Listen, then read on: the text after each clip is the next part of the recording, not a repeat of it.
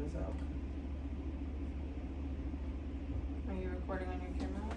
I am recording on my camera. Now you need a clicker. A clicker? Yeah. Oh, next project? Start and stop it. Yeah. Interesting. Oh, it does charge like it's supposed to. Imagine that. Has a good battery too. That is crazy. Let me get this thing set up.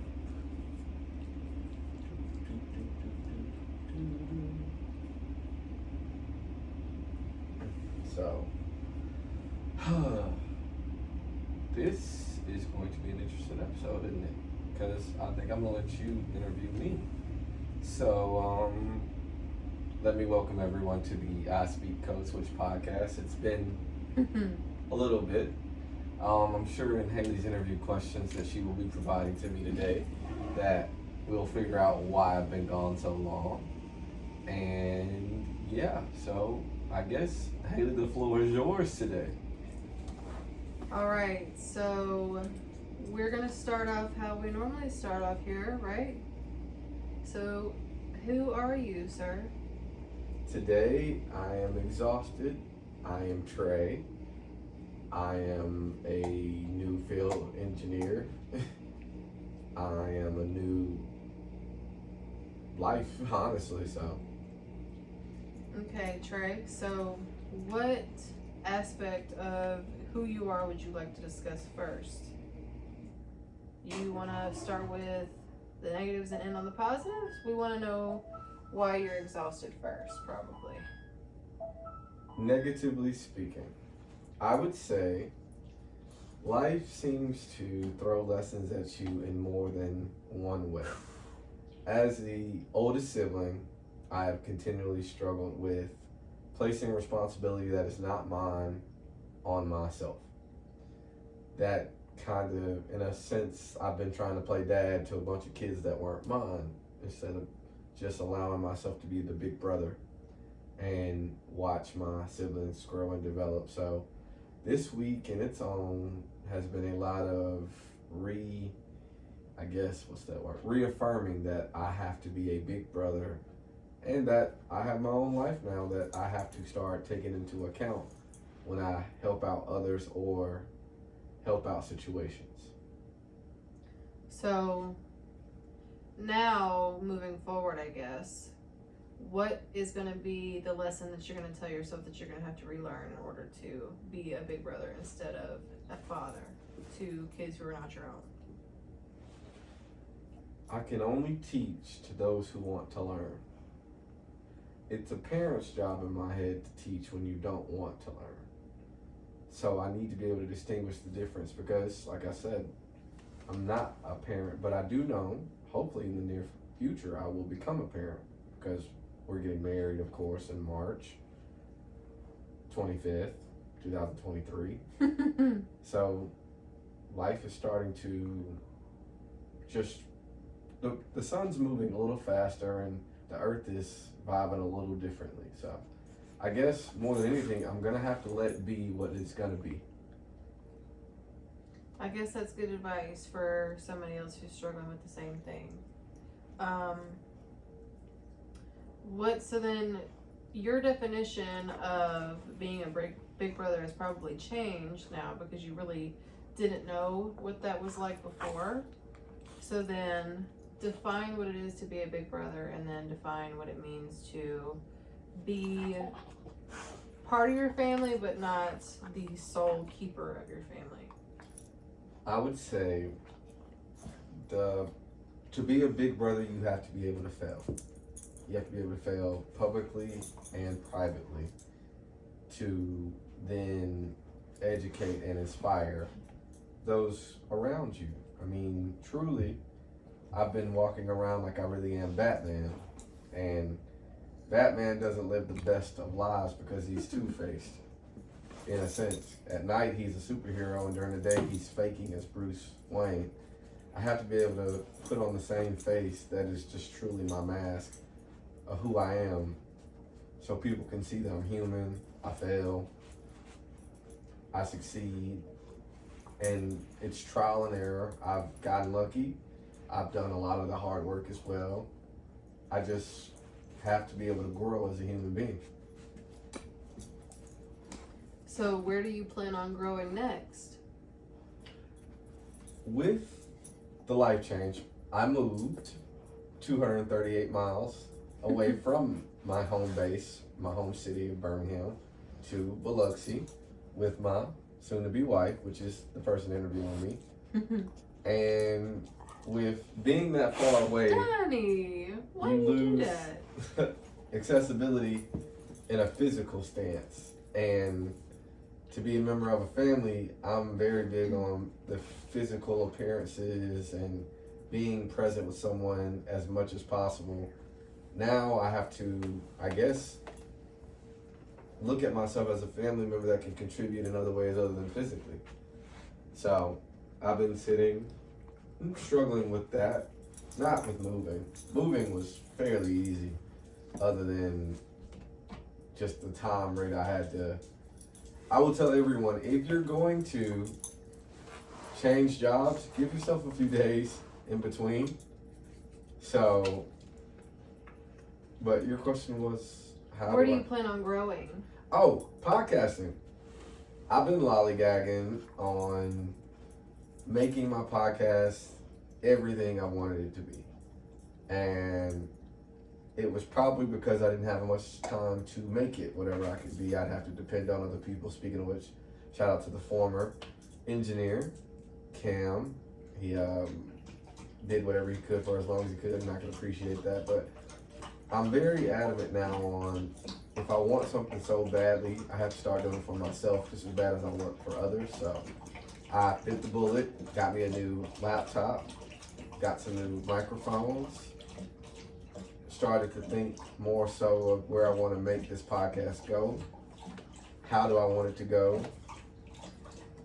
Stop taking as much people's input on correcting something that's my own vision. So now it's learning to enjoy my free time productively and positively. Okay, so does any of that scare you? Absolutely. I'm petrified because all I know is I've been a worker bee for as long as I can remember. And telling a worker bee you don't have work for others, you have to start creating work for yourself and knowing what you're doing. I've always been able to be directed. I've always had something to do, somewhere to be. I've never been able to account into free time, which is ironic because senior year, I went to see a therapist and we spoke about how I dealt with trauma and how I move around and what is my thing, because I have a lot of trauma around me that will probably be disclosed later on in life. And she asked me, what do you do once the work is done? And I told her I go back to work. She told me that would be something I'd have to work on, because no one's gonna always work all day and night, and you have to be okay with your identity. You gotta be okay with who you're looking at in the mirror. You have to be okay with how people perceive you isn't as important as how you perceive you. And people can change how they perceive you, not based on something you do, but on something they see. So I'm learning that I gotta start having fun again and not feeling guilty for having fun. Not feeling bad that I like to talk all the time. Learning how to make this talk into a monetization. Learning that I'm not just an engineer, I do other things. I'm not just also a podcaster. I can create music. I can take time to do editing. I'm okay at the social media thing when I can sit down and apply myself. And learning that anything corny that I love is also probably inspiring to someone. So learning just how to, I guess, become me again, and learning how to be a husband, a better parent to my kids / puppies, learning the nicks of home ownership and financial literacy. These are all things that they scare me, but they're so exciting because it's my first time off the porch is what people would call it. So I'm excited that I get to spend time to learn everything all over again, because I got the engineering part down packed now. I know what it's like to have a career. Now what it's like to be a person. So that's what I'm running into for life. So you mentioned being a new FSC. Well, what happened to your old job? Well, work wasn't difficult, but I would say it's hard to have a relationship 4 hours away from each other when you intend to marry someone. And the hardest part about being a professional is understanding everyone doesn't work for the best interest of you, they work for the best interest of the company. And with that, that's not personal, that's business. So when I was looking towards moving down to Biloxi, I did ask, was there an availability for me to have something to do down in Biloxi? And just on a business standpoint, there was absolutely nothing there. But I couldn't bring a nothing there to my partner. I couldn't tell her, hey, yeah, we're gonna be married, but living 4 hours away from each other. That sounded like a long-term, inevitable breakup. And you were, as my partner, very willing to move up to Birmingham, but on an adult financial aspect, it made absolutely no sense. I had a 1-bedroom apartment, and I made good money, but it wasn't to die for money all the time. And you had a 3-bedroom home. You were structured, a little more financially literate than I was.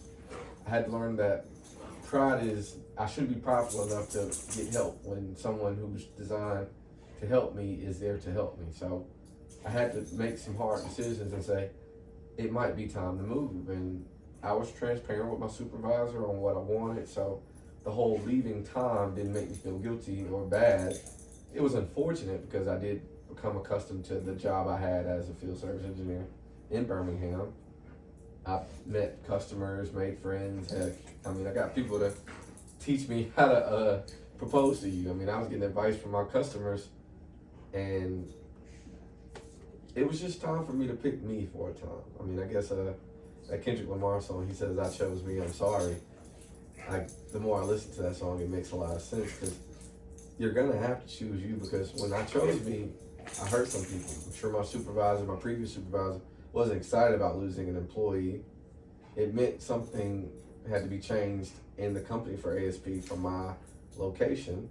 So I knew it came with fault, but I also knew if someone truly cared about me, the person, no one would get in my way. So out of God's luck, you were working towards, I guess you could tell them what you did to help me get this new job that I'm working at, and then I'll tell everybody where I'm working at. So if no one knows this, I am 100% a speak into existence type of person. So if I want something, I speak it and it comes to fruition. And I don't mean just speak it, I guess, because then that would just say, I could just say I want $1 million in my pocket and then it would appear. No. So, oh no, you might want to start saying it. It has to be something that is reasonably obtainable. And sometimes it takes reasonable threats to get these things to happen. So what I mean is that I told Trey that I was not going to come and visit him for the summer if I could not find him a job first. Well, they don't know what that means. Why were you just visiting me for the summer? Oh, so I'm a school teacher, and this podcast hasn't gone away. They know who I am. Yeah. We could get new customers. Well, this is my 5th year teaching, so I did just start my new 5th year teaching year of 11th grade English / yearbook, so yay for me. This isn't about me though, so, but I did threaten reasonably that I would not come and visit for the summer since I was off for the summer because I had finished the school year until I found him a job. So I printed out a bunch of resumes and was planning on literally pounding the pavement and going to any place I thought could hire a biomedical engineer. But he said, no, babe, no, I want you to come and visit for the summer. I don't want you to not be here. So I said, you know what, fine.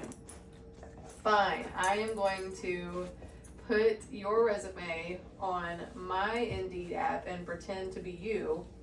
Almost like a job catfish, I guess. But all the information was pertaining to you and it had your resume and stuff on it. it all came to my phone, so I was able to watch it all the time. Like since I a had the summer virtual off. assistant for Yeah. job interviewing. I was able to watch the notifications all day while you were at work, so. And it literally was such happenstance that I got a notification that said there was a biomedical job available in Biloxi, and never in my life of searching on Indeed for months and months and months and months and months have I found anything that specifically said Biloxi, Mississippi on it until that notification popped up. And it was like, I think end of June-ish?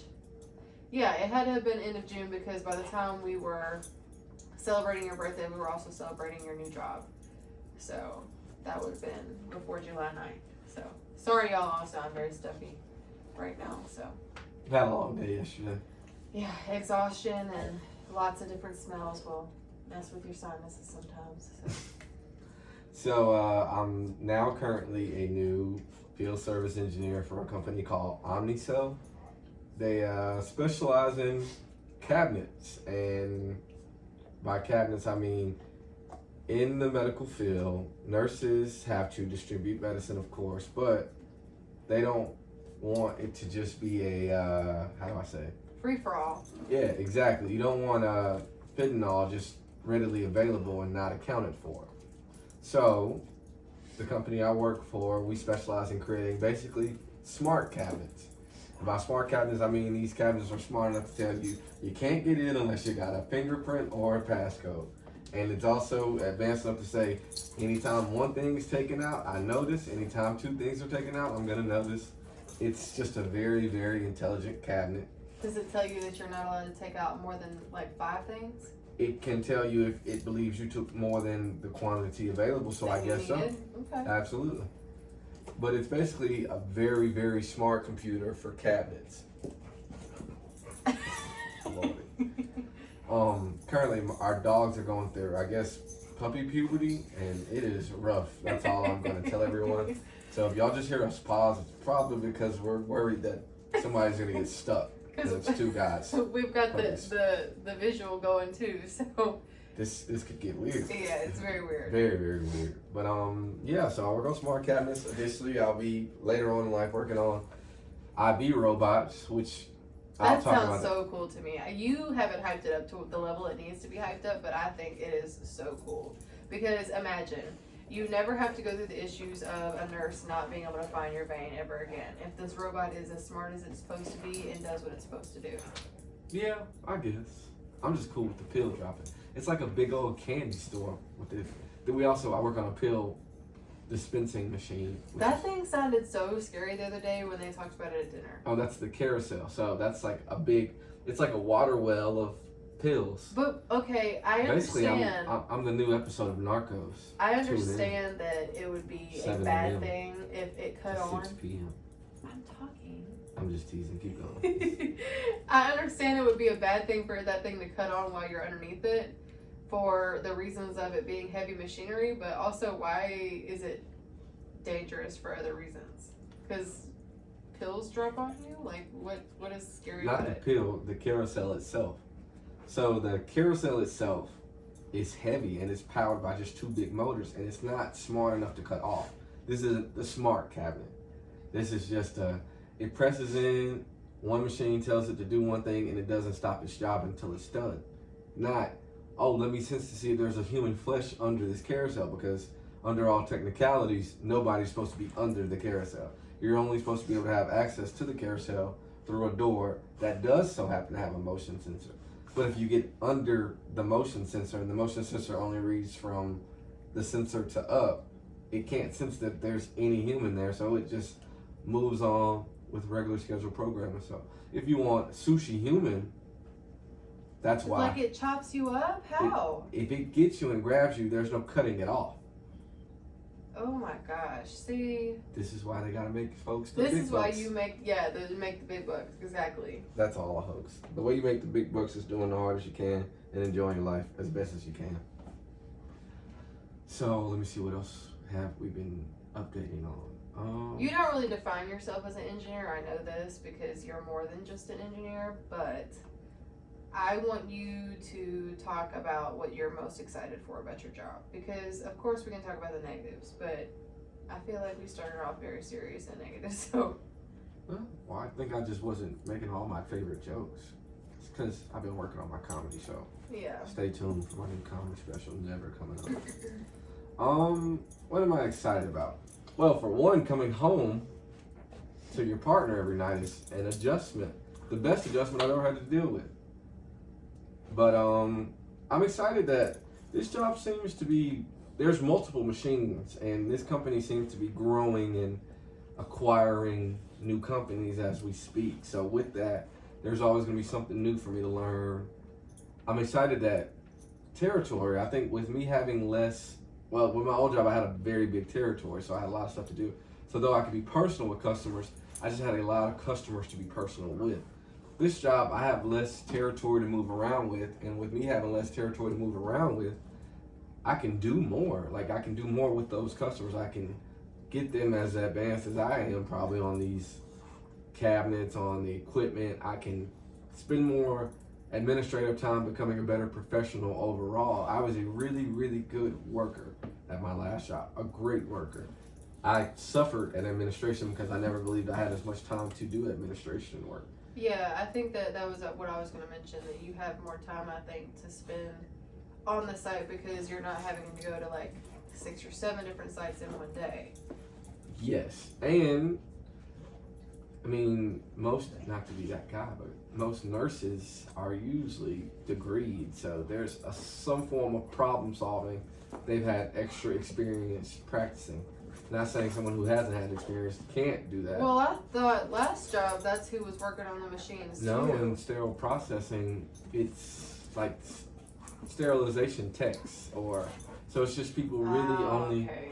designed to, has only had training to work on sterilization products. Nurses, they have to pretty much deal with humans and solve problems and have computers, and they're all seem to be on TikTok, so they You know gotta at what least else? press a button here and there. I think it's because they don't like immediately panic. Like, they have to probably be the most calm people in the Exactly. hospital. So they're not like, they don't go into panic mode and immediately call you. And the customers have more access to the equipment. They can also solve a lot of their own issues themselves. So usually if you have a nurse with a screwdriver and a desire to work, you actually probably don't have as much work as you need. So your best thing to do is, customer education will be my favorite thing because I love to talk to people in general. So me being able to educate and having the time to educate and not feeling so, I don't think I'll have to deprive any of my customers from their availability to me, and it won't pull me 5 different ways, and getting home at a reasonable time will be nice because, you know, at one point I think I was working sun up to sundown, and when I mean sun up to sundown, I mean 3 hours into the sun before it goes up, and 3 hours after the sun goes down. Yeah, like So- you did not ever see the light. Yes. The balance that I always was preaching is the first time God said, all right, now, let me show you balance.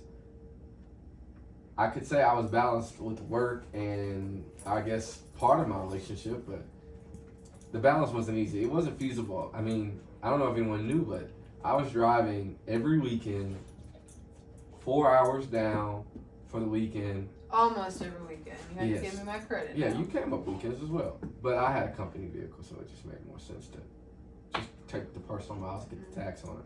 But I was driving up 4 hours every weekend that I could remember, and having to drive right back in the weekend, go to work Monday through Friday, and repeat it all over again. There's not much sit down time, and me, I was trying to get in shape, so I'd wake up 4 o'clock in the morning, working out. I wore myself thin, eventually got a vitamin D deficiency. You got really sick. I got sick mentally. Yeah. I mean, my relationship suffered because I was just burned out. And as a new professional, I didn't know how to even tell my supervisor, hey, I'm burned out. I'm going through stuff right now. Life is happening, because in your head you think it's not your supervisor's job to care about what your life is doing. They're caring about how you can be as a professional.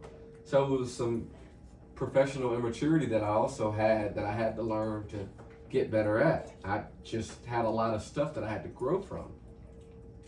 So it's my first job And leaving your first professional big boy job is mentally a lot, because there's a sense of, this company gave me my first chance. Am I doing this the amicable way? Is there an amicable way? Who's going to be mad at me? Will the people who trained me no longer want to associate with me because I'm leaving the company? Will they understand? How could they not understand that my family's more important than anything else in this world? Their families are more important than anything else in this world. You spend a lot of time, I guess, cold feeding everything and never ever actually applying what you're doing for yourself. So, I don't know if this episode sounds like I'm complaining. No, I think that it just sounds like realistic. This is real life. Yeah. So. Also, let me see another thing. I got rid of a lot of my social media, or my just desire to be on it as much. I mean, I'm starting to realize I don't want to really be influenced by anything other than, if I want to wear 5-inch seam light green shorts, it's because I want to wear them. It has nothing to do with anybody else. I want to be able to connect to people. I'm tired of having conversations with people over the phone. I get it. This is a tool.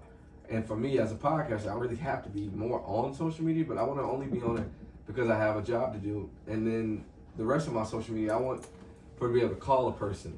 How are you doing? Let's have a conversation. Or when I go and eat lunch with a friend, I want us to be able to put our phones down to the side and we don't have to look at them, tap on them. I want to be able to connect to humans again, because we're just not doing that. I want to be able to be a better present partner. I mean, me and you, we barely really reach for our phones when you get home from work. And we recap the day, adjust how we can be better. Sit at a dinner table. Oh, learning how to sit at a dinner table. I'm not big on that. Lord, the dogs are hunching again. Sorry, guys. If you saw that, I promise you, don't call PETA on us. So, where was I? Yeah, I'm just learning life, how to be an adult in home ownership. Good God. What's your favorite thing about that? About home ownership? Yeah, because you are never done. No. You're never done. And when you take your deep breath, somebody else, if you get on social media enough, you'll see something on social media, you'll say, I need that. I want that. How much is on the credit card? We got a credit card limit. That's not too bad. Learning how to adjust my credit. I mean, making financial risks that will benefit you later. It's like, when you own a home, it's just more than you. You're no longer the most important thing. It's your equity. I mean, it's really your image and identity sometimes for people. And learning how to not put so much in it as well, because sometimes you got to also put into yourself. I think we could all go every day as a homeowner, and you could do nothing but spend nothing for your home, and you'll never ever complain. But if you don't spend stuff for yourself, you're not balanced. So, learning I can't cut the grass every 3 days because I get bored. Oh, what does it do every day here? It rains in Biloxi. Biloxi is literally the Seattle of the South. And it hasn't rained today, so we must be getting afternoon showers today. Which means I might be able to cut the grass after this episode. Let me see, what else? Learning neighbors. You have to learn your neighbors. I mean, you gotta make sure we were already really good friends with them, though. But still, that was also one of the biggest pushes for you to come here. Yes, because they all wanted you here too, right? Absolutely. I mean, you're just changing. Homeownership no day looks the same. I kid you not. It is unreal, though, how much neighbors add value to your home, though. Yes. There is no possible way that I would even consider leaving from this neighborhood. Yeah, adjustments. Yeah, there we go. That we would consider leaving this neighborhood solely based on the purpose or the fact of we have the best neighbors ever, truly. So. Let me see. Another thing about home ownership. What's the worst part of it? Being a house husband at times. My God. What's your least favorite chore? Is it laundry or cleaning the kitchen? Neither. Which one is it? It's the stuff that's not a regular chore. Like when you walk in the house and just out of nowhere something's down. Like, let me see. Hell, the dishwasher. The garbage disposal. Garbage disposal, like having to go. There's never a day you can't be looking for improvements in this place. So, I kid you not. a house is like a big car because No, it ain't. yes, it is. So here's my equivalence. Can't put a to- check engine light on no house. You in some No, trouble with but that check you engine listen lights for off. noises. You listen for noises in your houses. So if you hear some stuff crawling up the wall, that would be a noise that would need to be inspected. Or if you hear something dripping and there's no faucet on, Drip too hard. Don't you wanna drown? then Run, you have to go swim. investigate. So Let me see. And then, no, it's just the miscellaneous stuff. And the kids. the kids are the worst part. Man, they are so hard to entertain. Or, when you want them to entertain you, they go to bed. Yeah.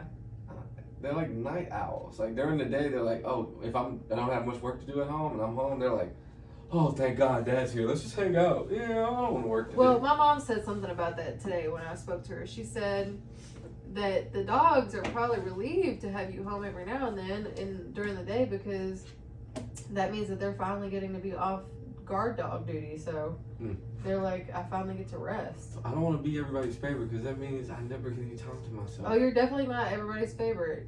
Yeah, no, I've definitely lost one. Yeah, Donnie is for sure. I'm for sure Donnie's favorite.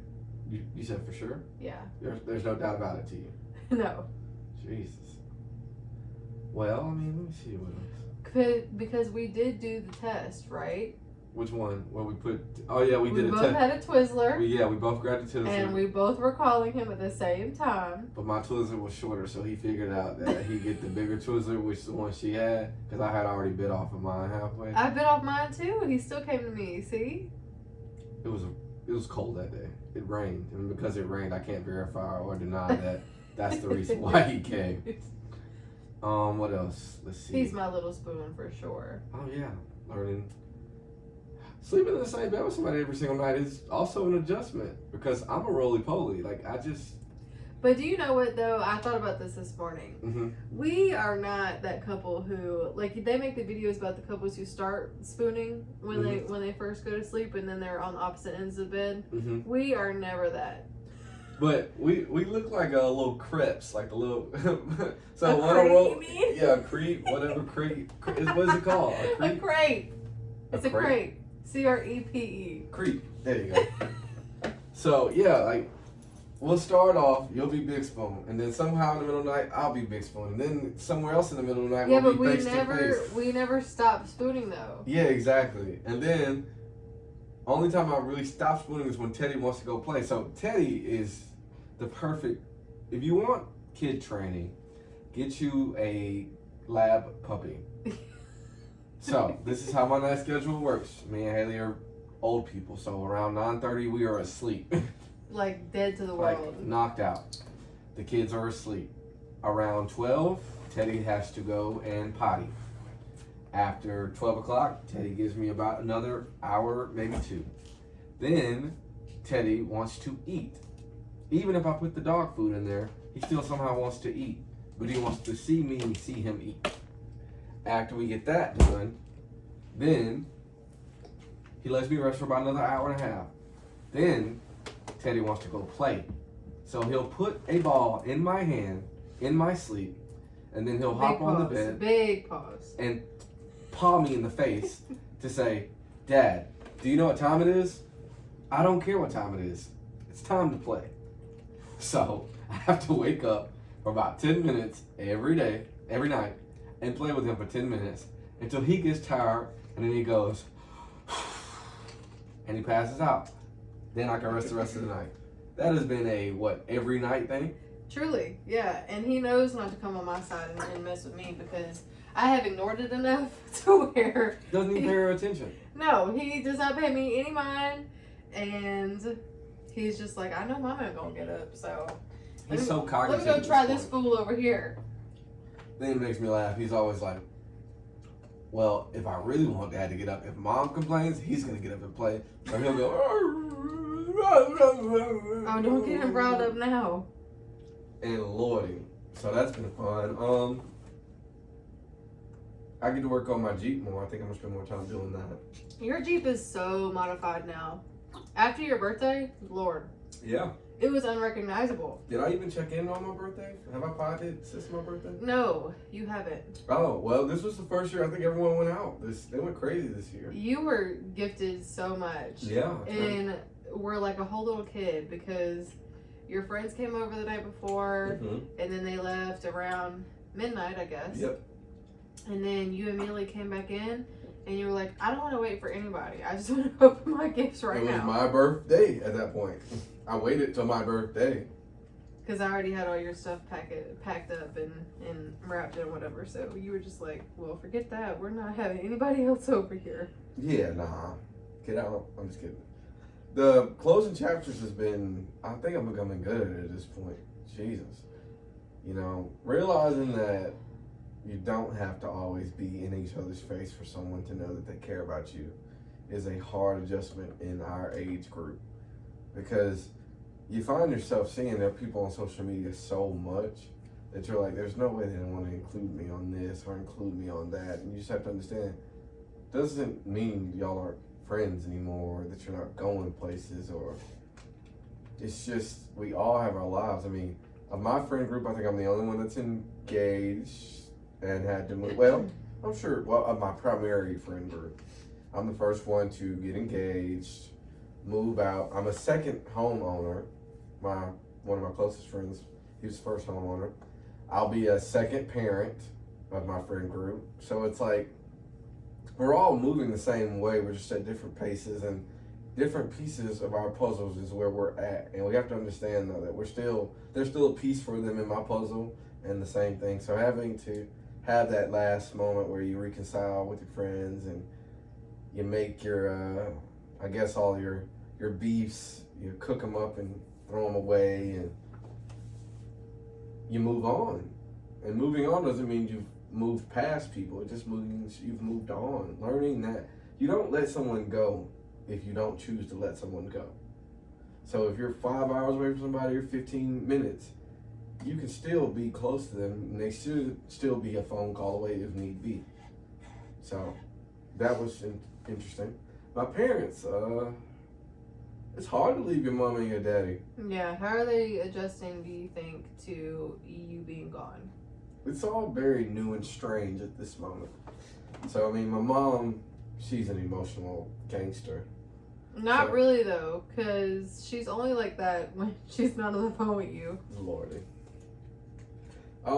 She's taking it a little more difficult. I'm her firstborn. I'm her first kid to get engaged, first kid to graduate. I've been her first for a lot, and she's been my first person that has known information all the time. So she's struggling and doing well at the same time, if that makes any sense. I think that she probably misses you the most. Ironically, no, I think it's my dad. It's weird. Me and my dad hung out all the time, and you still miss the time with him. It makes me, when I was a kid, me and my dad just weren't as close as we should have been. So the older I've gotten, the closer we've gotten, and it seems like there's still not enough time to hang out with the old man, and we laugh, and we still chit-chat every other day, but it's just different. And I think the person who truly is taking it the hardest is Roman. Yeah, I didn't even know, like, because you visited yesterday, and you went in by yourself into his house initially yesterday. So how did he see He just you looked first, so or what? relieved to see me, and I went and spoke with my grandmother, and usually he goes and does his own thing, and he sat there and just heard me talk to my grandma. He didn't even want to interject. He just wanted to sit there and see me and listen, and it just made me miss him so much. I mean, for most of his life, most of his first days of school, I've taken off work and driven with him that day to just go to his first day, tell him to have a good day. I've been there, at least he saw me once out of the week, most every week, so he was used to that. My dad says, every time the door opens, he says, "Is that Trey? Is Trey coming to see us? Is somebody coming to see us today?" And when he asks if someone coming to see us, he's usually meaning is Trey coming to stop by, because I mean, that's my youngest sibling, and I'm still the big kid in my family. So me and him are both intelligent and love to play. So that's probably been one of the harder ones I've missed. And yeah, me and my sister were having our issues right now, but seeing her try to figure it out has been difficult because there's only so much I can do as me. I can't want for others what they do not want for themselves. And that is hard to hear, to feel, to believe at this point in my life. I don't want to hear that, I don't want to feel that, and I don't want to believe it. But in all honesty, you cannot want for others more than what you want for yourself. So, I guess